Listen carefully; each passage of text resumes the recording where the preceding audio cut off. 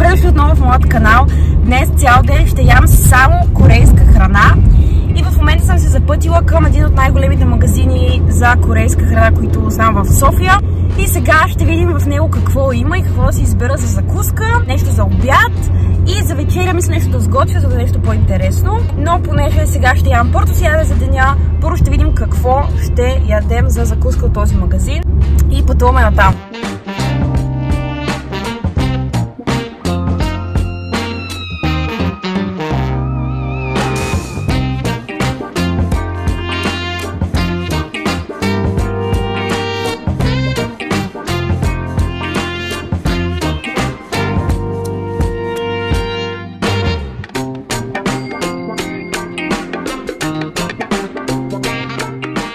Така, взех доста неща. Цяло е пълно, взех и за пиене, защото за пиене няма как си пак да пия нещо нормално, трябва да пия нещо корейско, разбира се. Извинявам се за гадната светлина, обаче слънцето ми е в очите. Купих доста интересни неща, купих и за ядене за вечеря. Като за вечеря мисля да е ориз 100% с някакъв сос, който ще измисля. И отделно нудлите, които купих.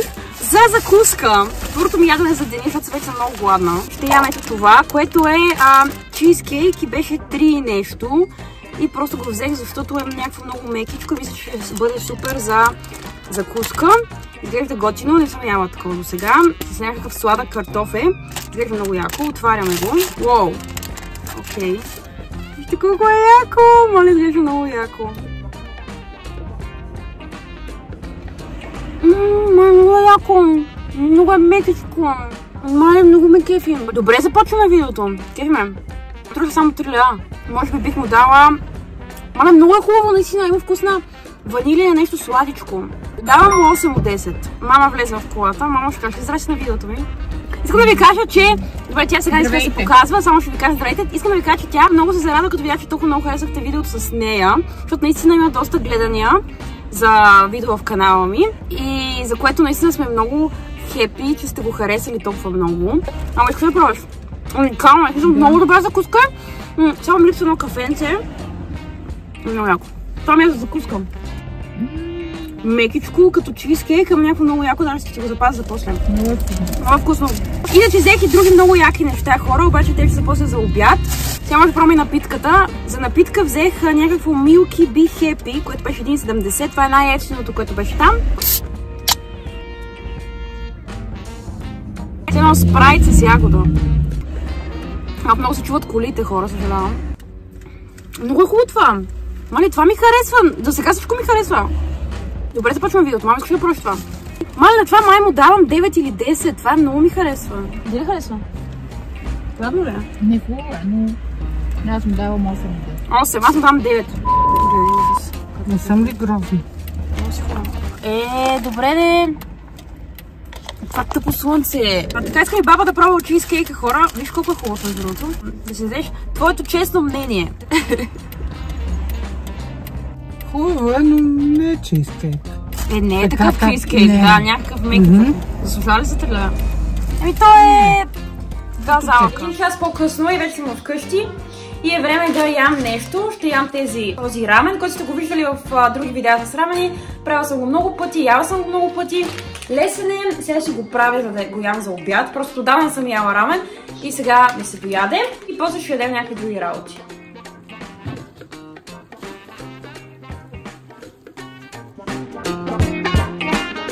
Маля съм забравила колко беше люто. Макар че не е толкова много, това е от най-малко лютите.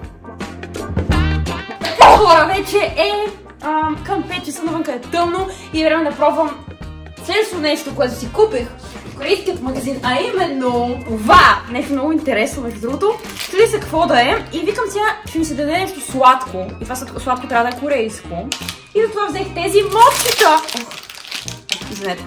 Взех тези мочета, които между другото аз никога през живота не съм яла мочи. И сега ще видим дали е яко или не. И отзаде пише Сам Лип Моци. Моци. Между другото поколката е много яка и мекичко. Ще видим какво. Няма много сила. А ще ходя на фитнес.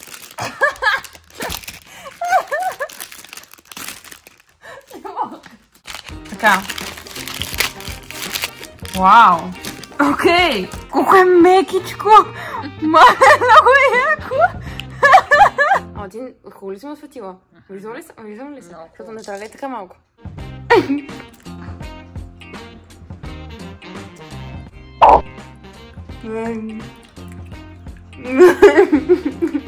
Много е гадно! Буквално какво е това? Много е гадно. Това е бобена паста, май.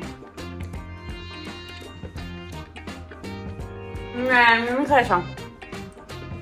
Какво просто? Много е яко като консистенция, нали?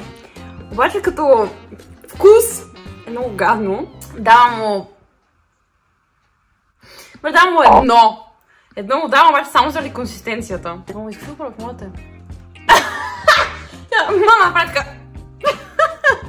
А баба ще иска. Я. Кажи мнение от... Кефи ли те? Не. Колко му даваш? 4. Аз дадох едно. Много е гадно.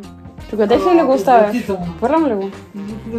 4, даже му е много, нали? Много му е, аз айде. Малко ще правя вкуса с корейска напитка. Време е за вечеря и мама ми е сварила ориз, който по принцип, мисля, че мога да ям, защото ще го направим по корейски начин. Той ще го сготвим. Той си е сготвен, но аз ще му сложа един сос. Но предишното нещо, което сме пробвали, е този рамен, обаче той е с някакъв сос, май. Надявам се да е с сос. Идеята ми е, че да ми се яде пак рамен, защото вече рамен не ядох за обяд. Да използвам соса, да го добавя към ориза и да се получи някакъв нов ориз, който сега ще пробваме и ще видим как ще ми се получи. Слагаме го ориза и сега да видим какво има в този пакет, да го отворим. Аз между другото, този точно пакет никога не съм го виждала, никога не съм го яла. И тук даже обаче виждам, че има някаква рецепта. Ето тук има някаква рецепта как се прави. Ние няма да го направим така. Добре, бях права, има сос. Ето го соса. И има подправка, която ние няма да използваме. И ето го рамен, аз рамена няма да го ям сега. Отварям го този сос и реално целта ми просто понеже не съм сигурна как се прави, да си оставя за друг път, за да може все пак да го направя по правилния начин тази рецепта, защото може би ще се получи вкусно, ако го направя с подправката и с рамена. Затова сега ще сложим много малко, ето тук, и колкото да пробваме да ядеме малко ориз с такъв сос, той без това може да е лют, така че другото си го оставя, за да си направя рецептата по правилния начин, когато разгадая как се прави. И сега ще пробваме. Малко странно изглежда това нещо. Добре. Малко странно. Червени са ти очите обаче. Сладкави са. Това е много вкусно. Между не са много хубаво. Мисля, соса не е въобще лют. Даже е сладък.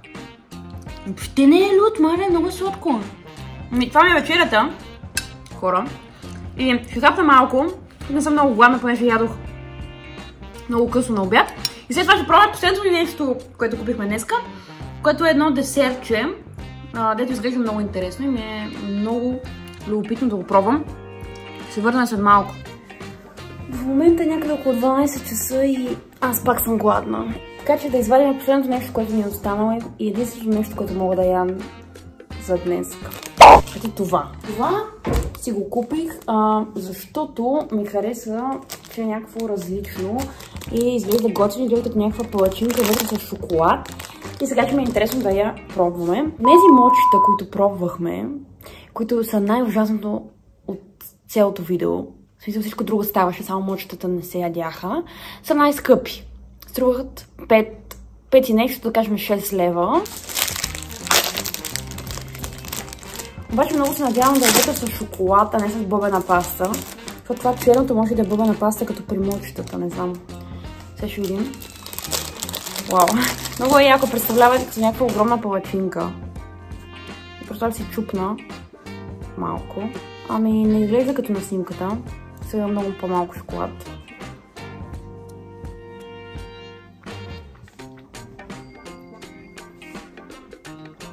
Значи, тестото, това, което е отвънка, е много сладичко, много вкусно.